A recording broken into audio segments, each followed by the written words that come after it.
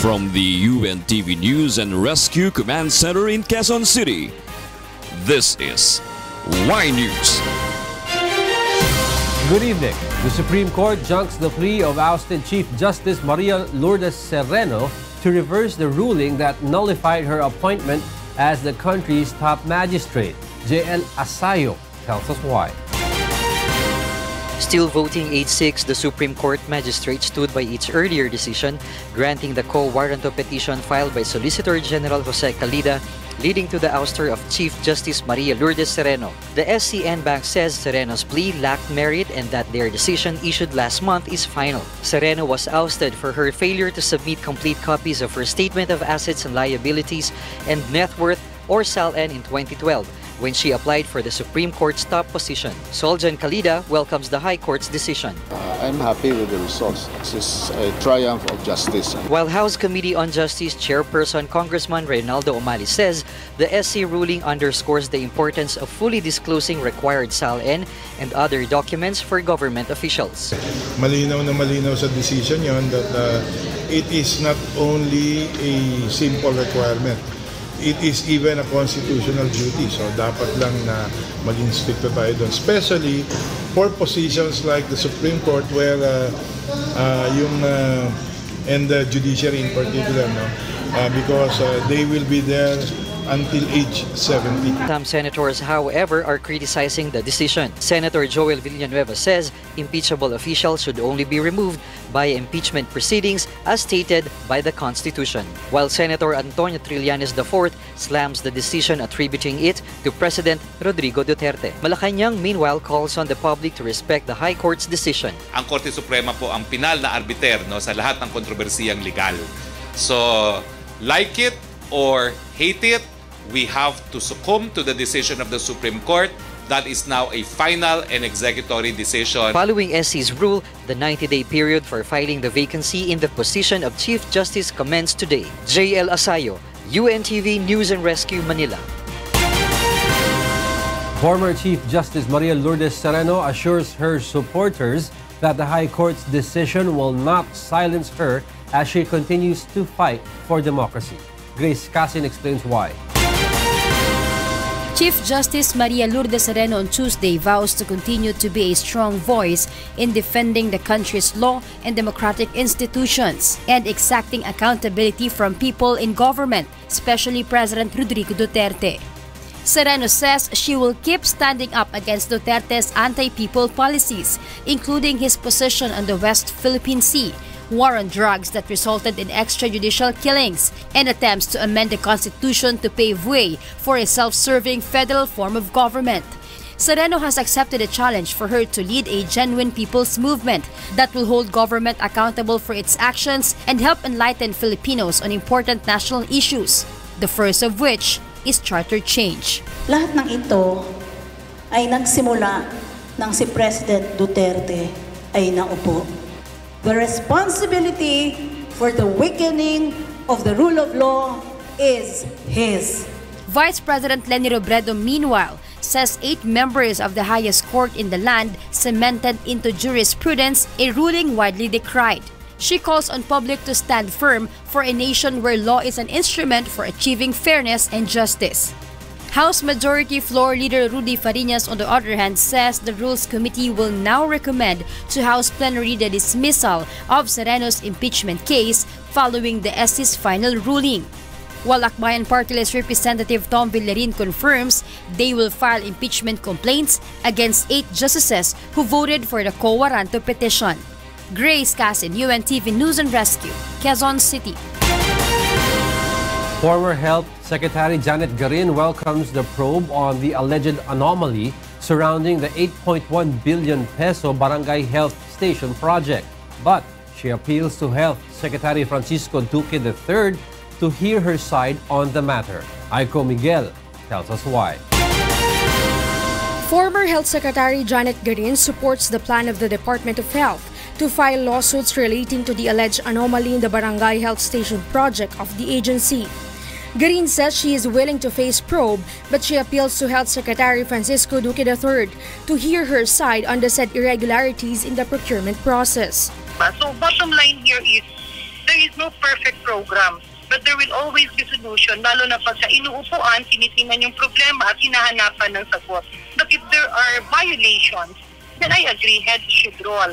If there is corruption, heads should also roll. Pero huwag naman po sanang agad-agad na nagbibintang. She also insists she only implemented the program and that she took some measures then to address the issue. Kung meron mga problema sa implementation, ganun din po ang inabutan ko sa DOH nung ako'y pumasok. Pero ang ginawa ko po, pinapatawag ko yung mga directors involved, tinitingnan kung ano yung problema. Garin maintains she is innocent and that she is ready to present documents that will disprove the alleged anomaly in the project. The Barangay Health Station was launched during the Aquino administration when Garin was still the DOH secretary. Meanwhile, Garin's successor, former Health Secretary Polino Bial, said in a statement that she also found some problems in the health station project during her time. She adds she reported it to the Commission on Audit last February 2017.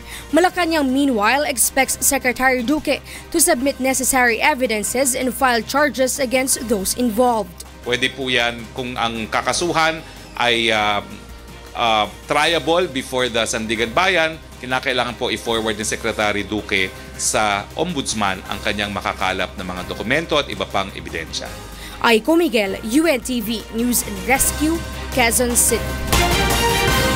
The Land Transportation Franchising and Regulatory Board will issue a show cause order for Joycel bus following a 3-vehicle collision that injured at least 20 in Makati.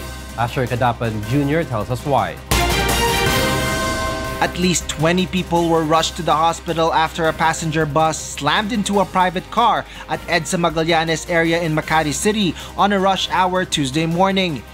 Initial investigation on the incident reveals the driver of Joycel Express bus lost control of the steering wheel, which led to it hitting another bus owned by VTSC.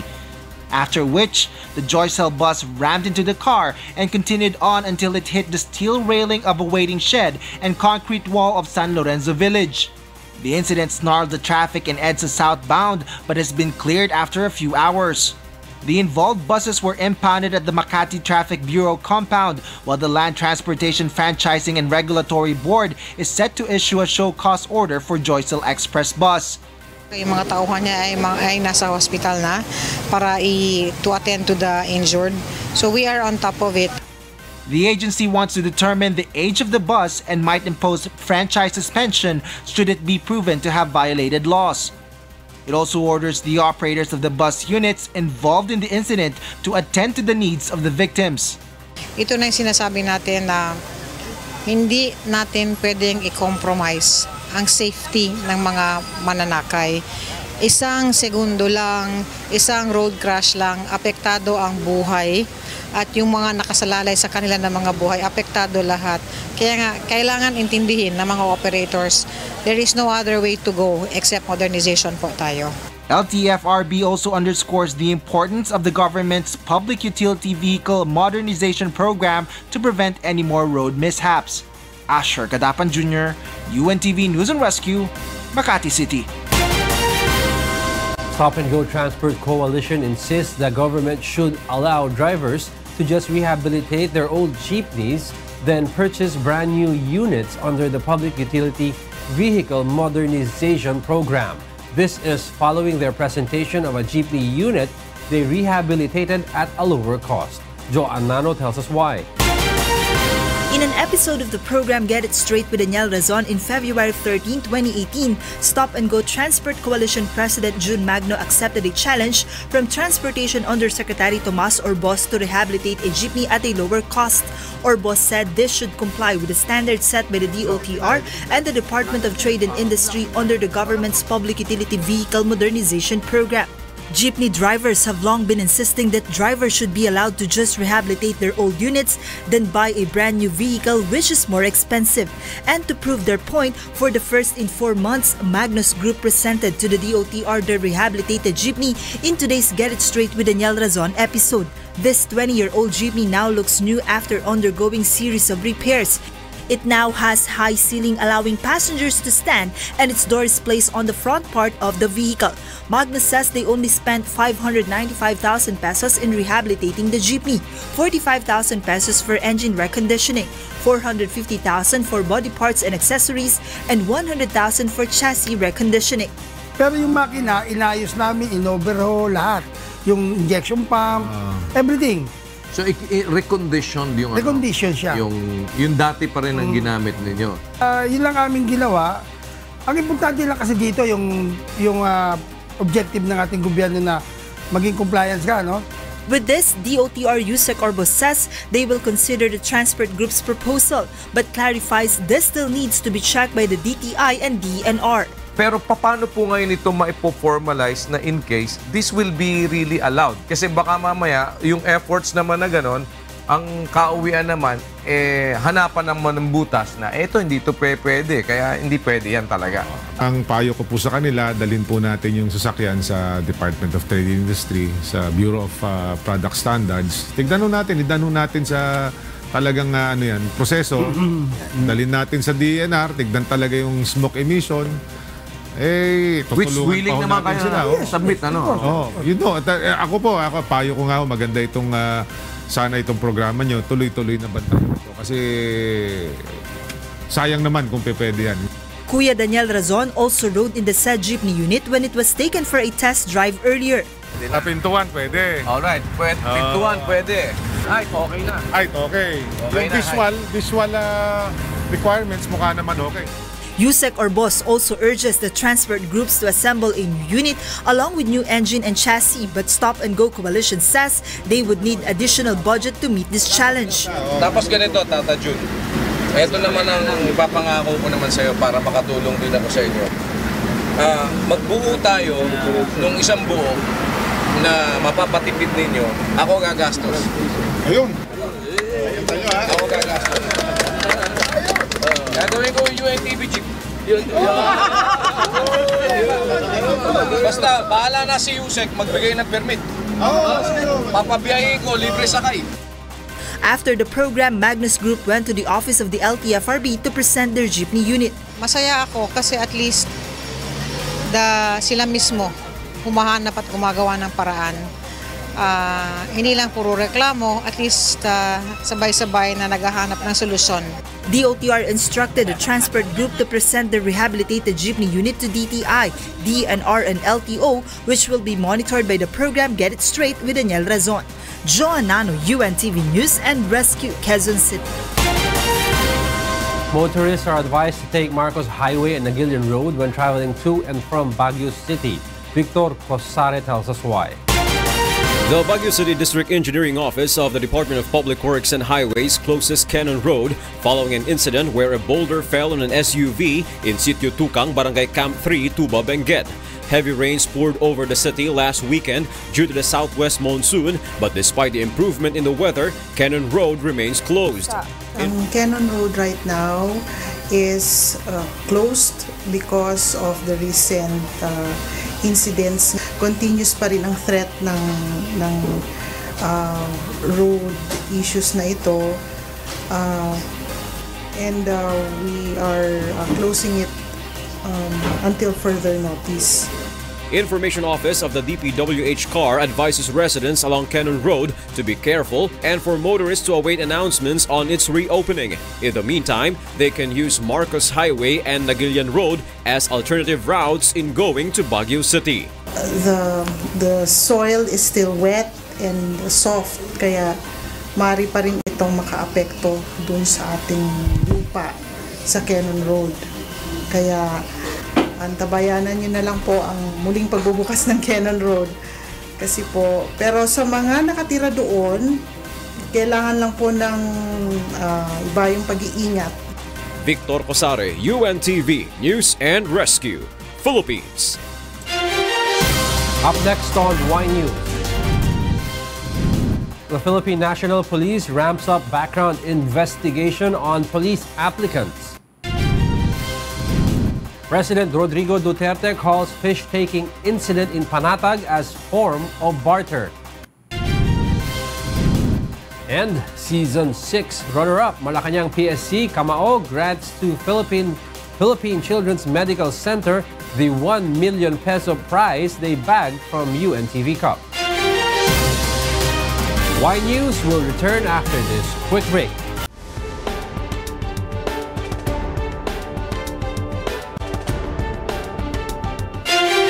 Welcome back to Y News. Here are the headlines.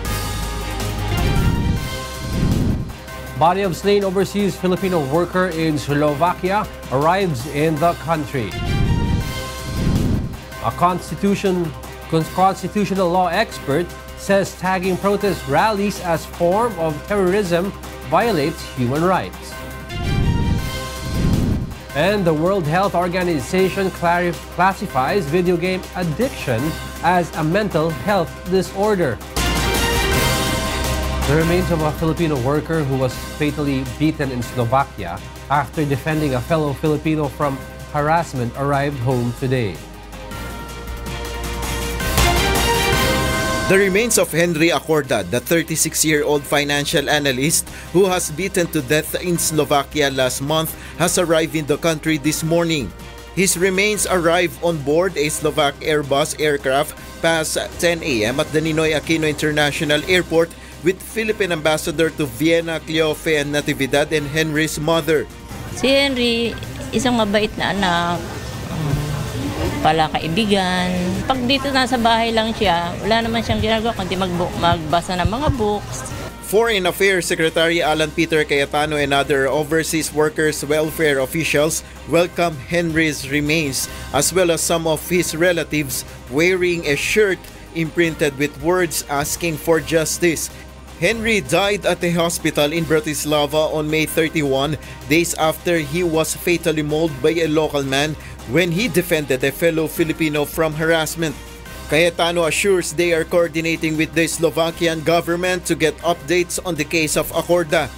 Well, nangako ang gobyerno ng Slovakia that tututukan nila to and that justice will be served. So ang pakiusap lang ng pamilya, bantayan talaga ng ating ambassadors. The suspect is now in jail and has been charged with manslaughter, punishable with 7 to 12 years of imprisonment. Sa aming pakikipag-usap, ang tansya nila ay baka abutin ng 8 months before a decision can be rendered. DFA assures it will give full financial assistance to Henry's family. His remains is set to be laid to rest on Saturday. Nel Maribuhok, UNTV News and Rescue, Pasay City.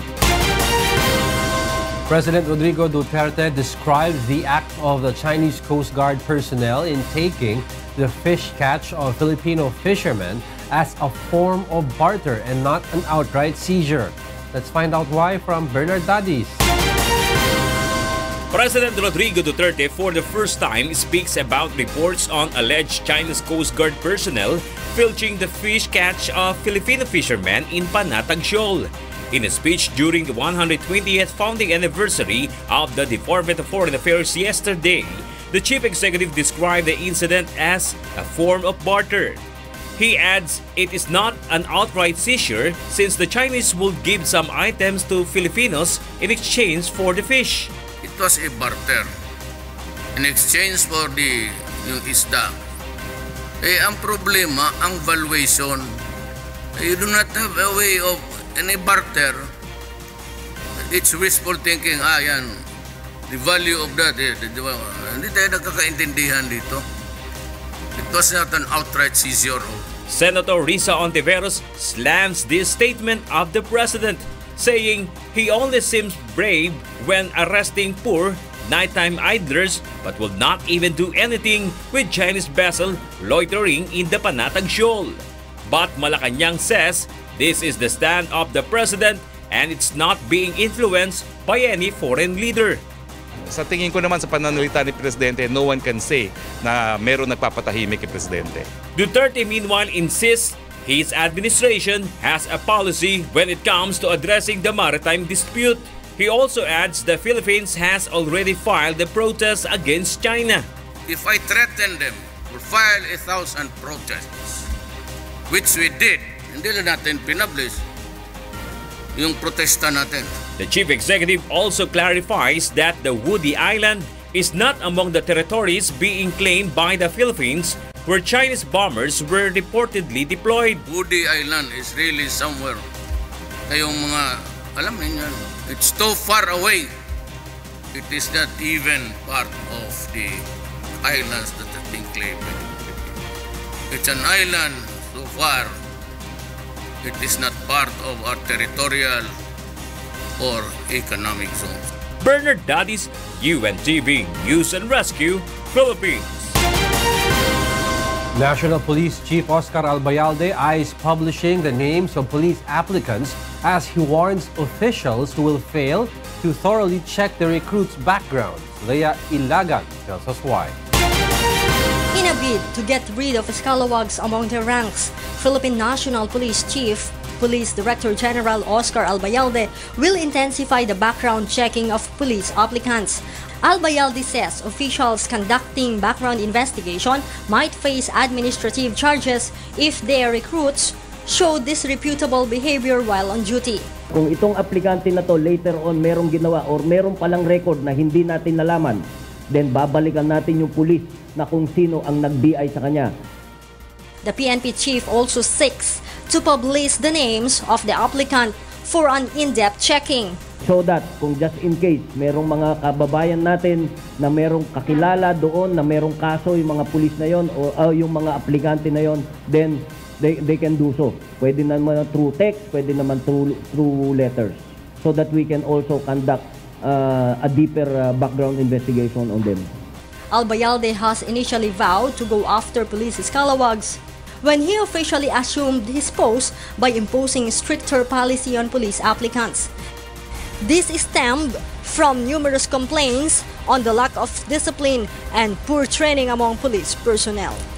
The PNP will also ramp up its counterintelligence efforts following lapses in monitoring some policemen's involvement in illegal practices like gambling, use of illegal drugs, abuse of power, and extortion.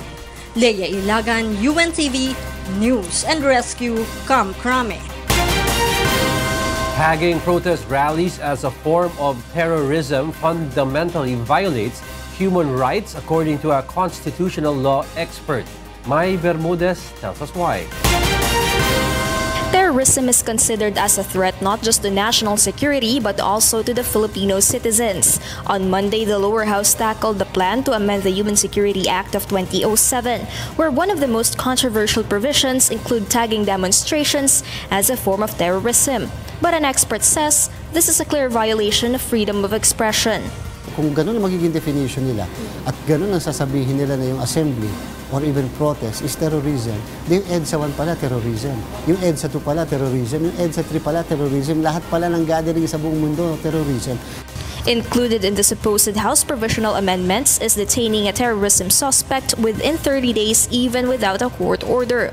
In the case Umil versus Ramos in 1990, the Supreme Court ruled that Rolando Dural, an alleged NPA member's arrest even without a warrant is justifiable. Technically speaking, bawal yun. Bakit bawal yun? Kasi pwede lang mag-aresto sa bansang ito kapag may warrant of arrest. Kaya may warrant of arrest kasi mag-a-apply ka sa korte. Meaning, i-apply, patutunayan mo sa korte that you have reasonable ground to believe that this person is actually committing or is about to commit a crime. Militant groups, however, interpret it this way. Para patahikin yung mga lumalaban sa gobyerno kasi ang paniwala ni Duterte sa kanyang sarili, puro tama yung kanyang ginagawa. Filipinos have different opinions for people expressing oppositions to the government, but for whatever reason, this is clearly part of their rights under democracy. Mai Bermudez, UNTV News and Rescue, Quezon City. Australian nun Patricia Fox is not yet off the hook despite Justice Department's decision to void the missionary visa forfeiture order of the Bureau of Immigration. Presidential spokesperson Secretary Harry Roque says resolution on Fox's deportation case is yet to be reached. DOJ stated in its resolution on Monday that the BI have no legal right to forfeit visas, but it should continue hearing the visa cancellation along with the deportation case of Fox. The Australian missionary can stay in the Philippines until a final resolution is reached or until her visa expires. Ulitin ko po, she's not off the hook. Ongoing po ang deportation proceedings. Antayin po natin ang desisyon ng CID on the issue of whether or not sumapi sa politika itong si Sister Fox. The Armed Forces of the Philippines is still validating reports of the death of Abu Dar, the current leader of the Mountie ISIS terror group, during a pursuit operation in Lanao del Sur. AFP spokesperson Marine Colonel Edgar Arevalo says Abu Dar was the main subject of the operation that was launched on June 17 against Mountie ISIS members who escaped the war in Marawi. Arevalo adds Abu Dar acted as the head of the terror group since the death of Isnilon Hapilon.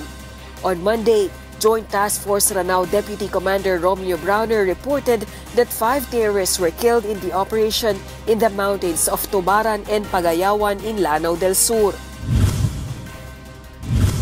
The Tourism Department is eyeing to achieve the 7.4 million tourist arrivals this year, which is higher than 6 million projected in 2017. Tourism Secretary Bernadette Romulo Puyat says a big percentage of this number is expected to come from China and Australia. The DOT also pushes for more road and airport construction to give easier travel access to the country's prime destinations. Rosa Licoz, UNTV News and Rescue, Philippines. The World Health Organization classifies gaming addiction as a mental health disorder. Monokson explains why. The World Health Organization expresses alarm over the rising number of persons getting addicted into gaming applications. WHO says they have been reviewing the evidence for the gaming behavior in the last several years and even consulted experts across the globe before classifying it as a mental health disorder. And the conclusion reached was that there is sufficient evidence now to include gaming disorder as a new diagnostic category in ICD-11. The agency underscores the importance of identifying the early warning signs that may help prevent gaming addiction. These include loss of appetite, sleeplessness, poor hygiene, health condition, and withdrawal symptoms. EJ Honoras admittedly spends more than 5 hours a day of playing video games, adding it is truly addicting especially if the game is really good. Kasi minsan nakakabitin eh. Ganon, nakakabitin siya. Kaya parang gusto ko pang laruin. Ganso yun, tumatagal na ako ng 5 oras.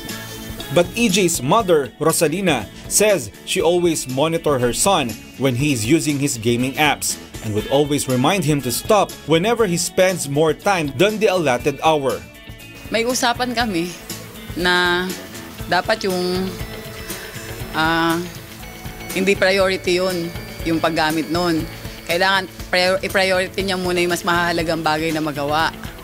Kung may extrang oras siya na bakante, pwede niyang gamitin yung mga games. Psychologist Dr. Camille Garcia also advises parents to encourage their children to play outside and have personal interaction with friends to limit their screen time. Huwag niyong gawin ang mga gadgets, ang mga computers na mga ganyan na babysitters ng inyong anak. Because sometimes akala natin dahil nandun sa naglalaro yung bata, iniisip mo, ay tahimik, hindi nanggugulo, hindi ako iniistorbo, hindi natin alam, nalululog na dun sa games. According to WHO, they will add gaming addiction on the list of the International Classification of Diseases, close to gambling addiction and other mental disorder. Mon Hokson, UNTV News and Rescue, Marikina City.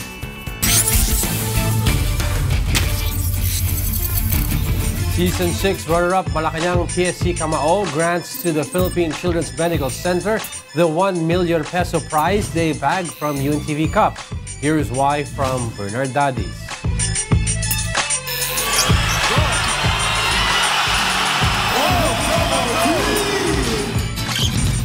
The Malacanang Philippine Sports Commission Camao officially grants 1 million pesos worth of financial assistance for the cancer patients of the Philippine Children's Medical Center. This is half of the total prize they received for winning as UNTV Cup Season 6 runner-up, which they intended for the chosen beneficiaries, the PCMC and the Millennium Sports Development. Special Assistant to the President, Christopher Bongo, spearheaded the granting. He says the Camo team is still happy despite not taking the title because all their efforts in the hardcourt paid off. Masaya po kung nakakapasaya tayo ng tao. Yun po ang fulfillment ko po. Mapasaya rin kayo. Go also distributed gift packs and spoke with the parents and children stricken with cancer in PCMC. Huwag kayo mawala ng pag-asa sa mga anak natin. Alam kong mahal na mahal nyo sila. Marami naman pong survivors. Huwag natin bilangin ang mga na naging biktima ng cancer o nawala. Ang isipin natin kung ilan po ang magiging survivors, ma'am. May awa ang Panginoon. Magdasal tayo. To date, Sab Bongo still plays for the Malacanang PSC Camoo along with other executives in the ongoing UNTV Cup on-season executive phase-off. Bernard Daddies, UNTV News and Rescue, Philippines. Up next on Y News. White House defends immigration policy as outrage grows over separated children. And Wishful Journey album now sold out as Wishful 5 gear up for tonight's concert at the Big Dome. And those are the reasons behind the stories in the second part of our newscast. Y News returns with Thio. I'm Angelo, Castro III. Good evening.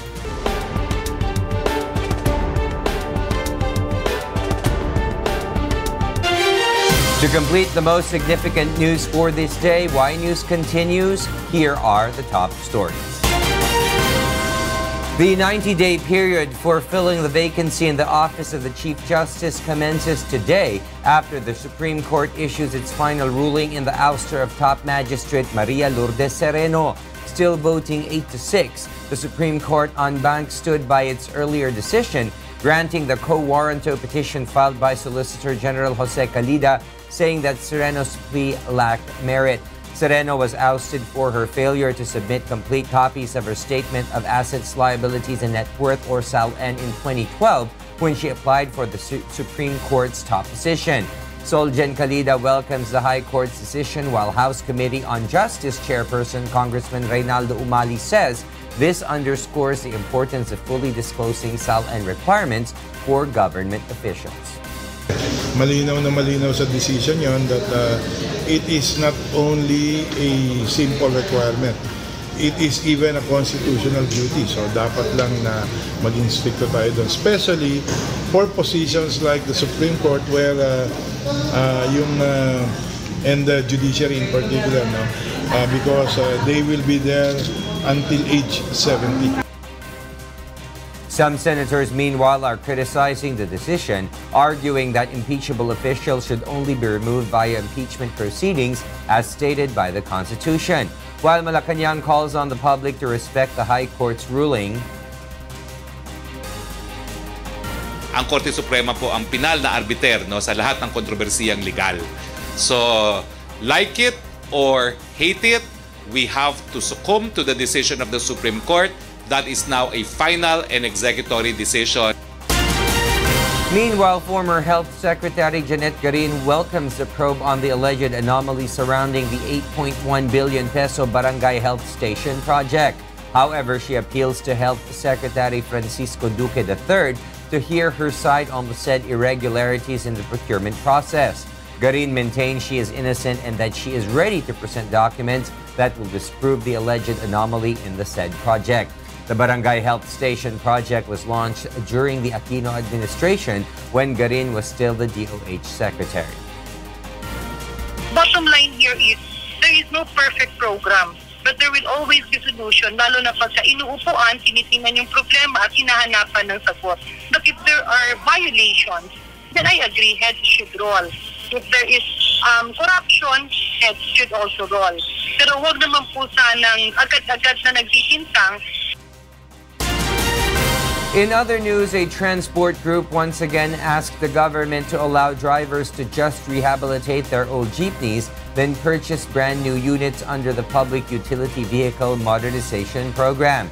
This is after their presentation of a jeepney unit they repaired at a lower cost in response to a challenge issued by Transportation Undersecretary Thomas Orbos during an episode of the program Get It Straight with Daniel Razon in February. According to June Magno, the president of Stop and Go Transport Coalition, they only spent over 500,000 pesos in overhauling a 20-year-old jeepney to make it comply with the government's modernization standards.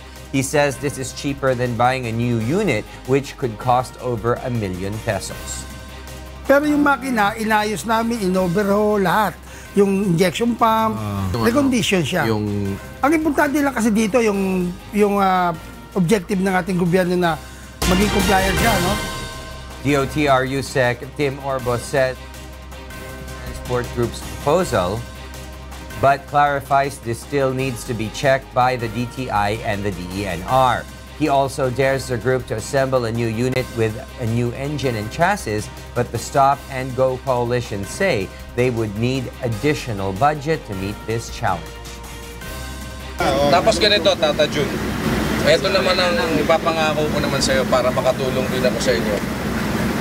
Magbuo tayo nung isang buo na mapapatipid ninyo. Ako gagastos. Ayun. Ako gagastos. Gagawin ko yung UNTV jeep. Basta, bahala na si Yusek magbigay ng permit. Papabiyahin ko, libre sakay. Masaya ako kasi at least sila mismo humahanap at gumagawa ng paraan. Hindi lang puro reklamo, at least sabay-sabay na naghahanap ng solusyon.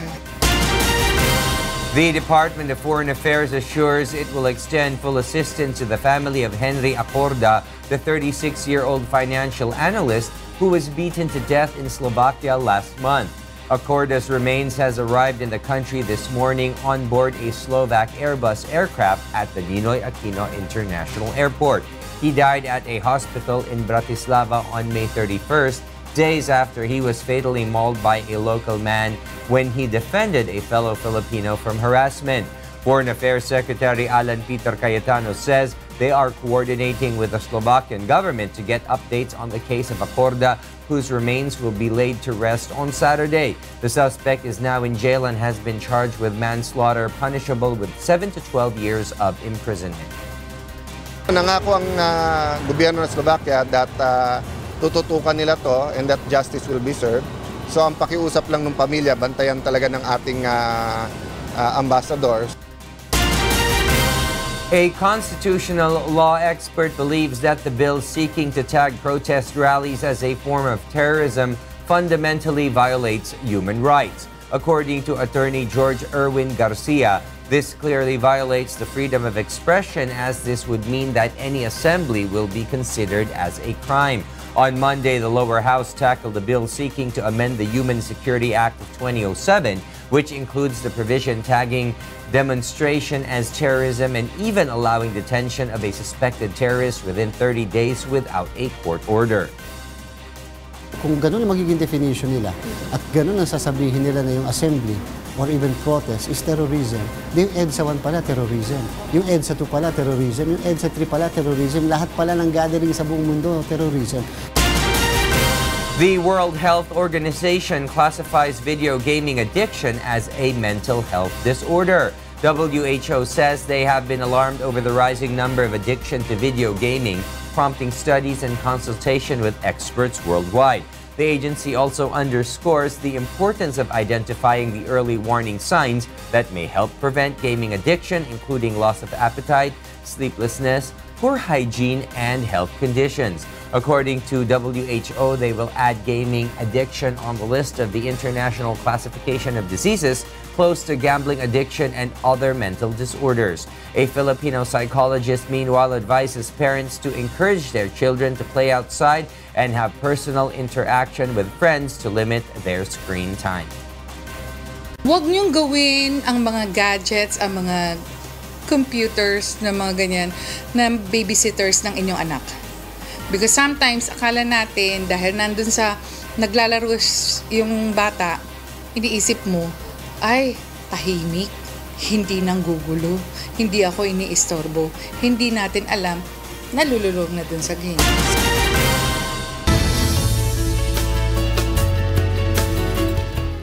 For our weather update, the trough of a low-pressure area within the Philippine area of responsibility will continue to affect and bring light to moderate rains over parts of western Visayas. Pagasa says the LPA was last spotted at 435 kilometers east of Legazpi City, Albay, but it only has a slim chance of developing into a tropical cyclone.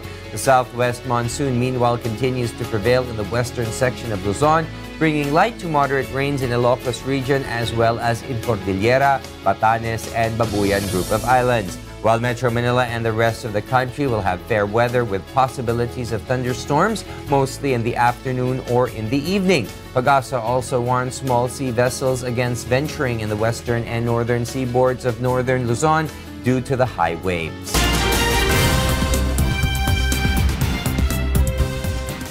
And for the news abroad, here's Eric Ferrer from Uijeongbu, South Korea. Eric, good evening. Good evening, William. Indonesian rescue workers on Tuesday continue to search for survivors after a ferry with at least 80 passengers on board sank in Lake Toba. An estimated 18 people had been rescued and one passenger was confirmed dead after the ferry sank on Monday. Some 100 rescue personnel, including military and police officials, were deployed in the search. It was not immediately clear if foreigners were among the missing passengers. A convoy has seen in Beijing on Tuesday believed to be that of North Korean leader Kim Jong-un, who is on a two-day visit to China. Chinese state television confirmed the visit on Tuesday morning. It is Kim's third visit to the North's major ally this year and comes just after a summit with U.S. President Donald Trump in Singapore last week. Kim will be in China until Wednesday, but state television's brief report gave no details. White House blames the U.S. makers amid the growing outrage over the hardline immigration policy that the Trump administration is enforcing. Marie Peñaranda explains why. The Trump administration on Monday defends its hardline immigration policy at the U.S.-Mexico border as fear grew over the separation of immigrant parents and children. Democrats blasted such treatment as barbaric, while a few of President Donald Trump's fellow Republicans also voiced concerns as the Republican-controlled U.S. House of Representatives moved toward voting later this week on two pieces of immigration-related legislation. Department of Homeland Security Secretary Kirstjen Nielsen told reporters at a White House briefing that the administration was only strictly enforcing the law. We are enforcing the laws as they exist on the books. As long as illegal entry remains a criminal offense, DHS will not look the other way. DHS will faithfully execute the laws enacted by Congress as we are sworn to do. Trump, whose promise to crack down on illegal immigration was a major theme of his 2016 campaign and one he has carried into his presidency, responded sharply to critics on Monday. The United States will not be a migrant camp, and it will not be a refugee holding facility. It won't be. You look at what's happening in Europe, you look at what's happening in other places, we can't allow that to happen to the United States, not on my watch. The outcry over the detained children resulted from Trump's administration's zero-tolerance immigration policy, which provides for the arrest of all adults caught trying to enter the United States illegally, including those seeking asylum. The UN Human Rights Chief has condemned the policy as unconscionable. Republican Senator Ted Cruz says he would introduce legislation this week to halt family separations. His bill would build temporary shelters where immigrant families could stay together in cases where there was no threat to the children's safety, double the number of federal immigration judges, and speed handling of asylum applications. Marie Peñaranda, UNTV News and Rescue, Texas, USA. U.S. President Donald Trump threatens to impose additional tariffs on goods amid an escalating trade war with China, while authorities in Guatemala end the search for the victims of Fuego volcanic eruption. Beverly Saison tells us why. In America, U.S. President Donald Trump has threatened to impose tariffs on an additional $200 billion of Chinese goods in a growing trade war. Mr. Trump said the 10% tariffs would come into effect if China refuses to change its practices. The move would be a major escalation of the dispute, which threatens to take the U.S. and China into a trade war. In Guatemala on Sunday ended its search for victims in the zone that suffered most deaths and injuries from the Fuego volcanic eruption, which began 2 weeks ago due to safety concerns. The country's disaster agency said that rescuers had to suspend victim searches in San Miguel Los Lotes and El Rodeo since the areas were uninhabitable and the search operation would be highly risky. The June 3rd violent eruption has so far killed at least 110 people, while another 197 are listed as missing, according to the official data. The volcano is currently still emitting 4 or 5 minor eruptions daily and shooting thousands-meter-high ash columns into the sky, according to the agency.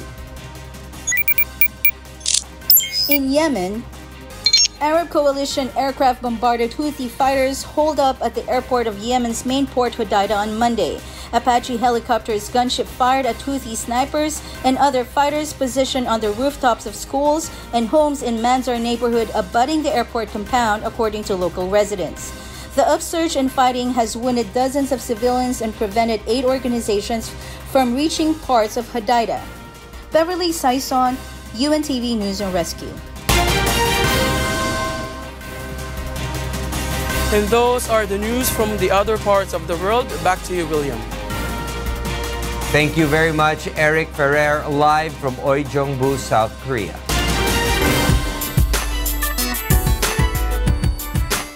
The Wishful 5 are back in the Big Dome several months after their journey began in Wish 107.5's Wishcovery competition. Leslie Lingbowen is live at the Smart Araneta Coliseum to tell us why live.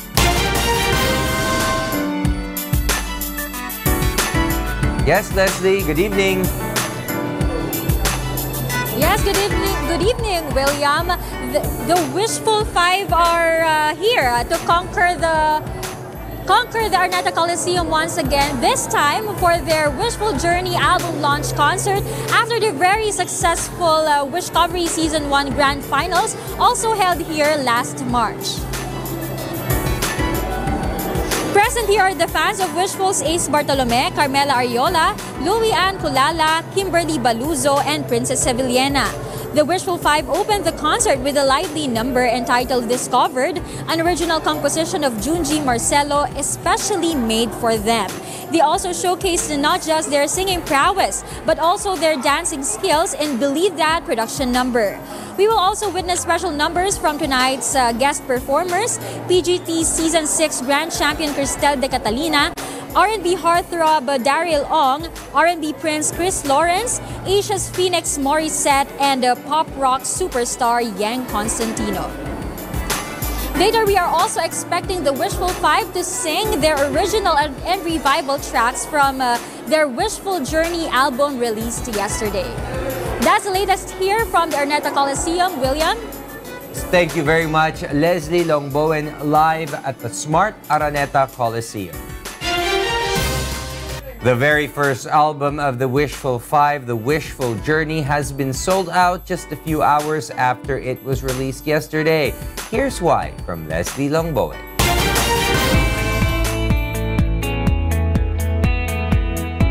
Thousands of Wishful 5 fans flocked to the Wishful Journey album release in Quezon City yesterday.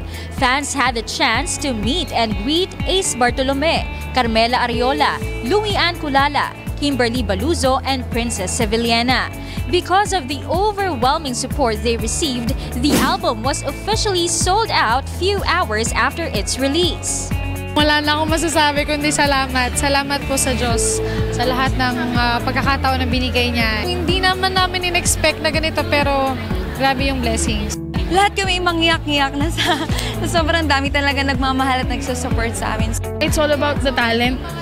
Opo, kasi yung talento na nai-bring namin sa mga listeners, sa mga nanonood at nakikinig sa amin talagang siguro dun po nila nakita. Meanwhile, the Wishfuls are grateful to their fans whose support they find unimaginable.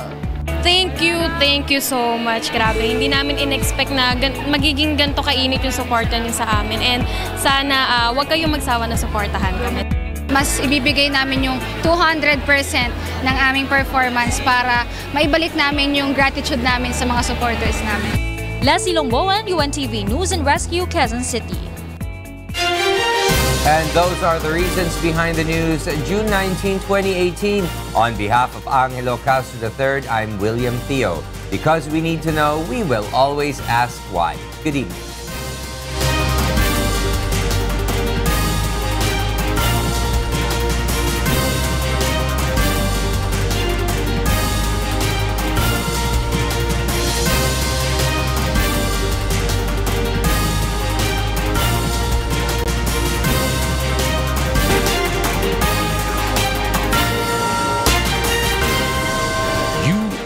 UNTV, your public service channel.